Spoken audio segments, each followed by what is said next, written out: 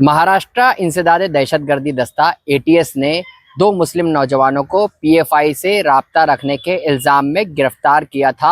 आज दोनों को 1 लाख रुपए के ज़ाती मचलके पर जमानत दे दी गई है।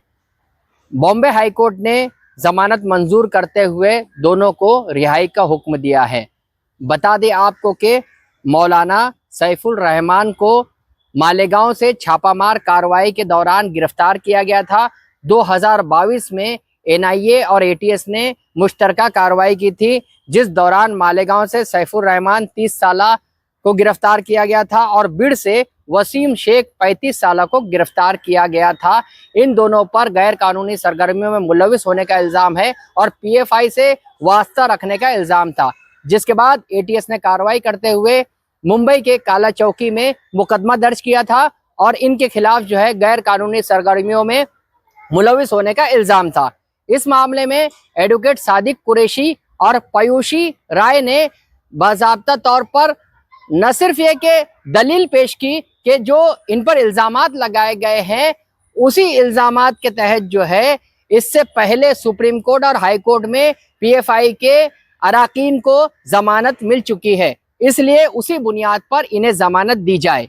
इसके साथ ही ये बताया कि इन पर जो है कोई भी दहशतगर्दी का चार्ज नहीं है, जबकि एटीएस ने यह दावा किया है कि इन लोगों ने मुस्लिम राष्ट्र बनाने के लिए मीटिंगें ली थी, लेकिन एटीएस जो है किसी भी किस्म का कोई सबूत अब तक इस मसले पर पेश नहीं कर सकी है।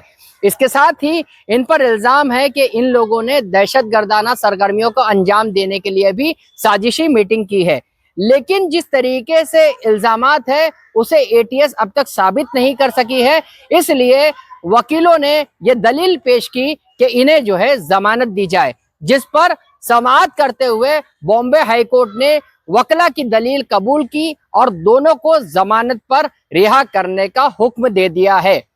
जबकि अदालत ने यह भी तस्लीम किया है कि इन पर जो है इल्ज़ाम साजिश रचने का है और वकला ने यह बताया है कि अब तक जो इल्ज़ाम है वो साबित नहीं हुए हैं।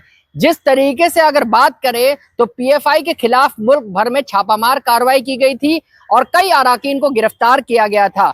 वसीम जो है बिड में पीएफआई का सदर के तौर पर काम किया करता था। इन पर ज़कात फंड जमा करने का भी इल्ज़ाम था। इन दोनों पर ज़कात फंड जमा करने के मामले में भी एटीएस ने न सिर्फ एक केस दर्ज किया था बल्कि इसे गैर कानूनी सरगर्मियों में मुलविस करार दिया था।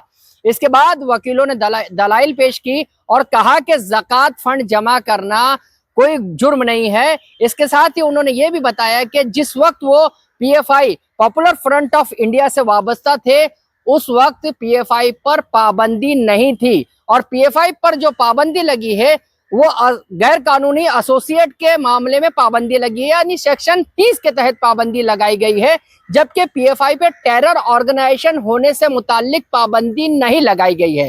ये तमाम दलील बॉम्बे हाई कोर्ट में पेश की गई और उसके बाद जो है अदालत ने दोनों को 1 लाख रुपए की जमानतदार हाजिर करने के बाद और जमानतदार के तौर पर 1 लाख रुपए की जमानत दे दी है।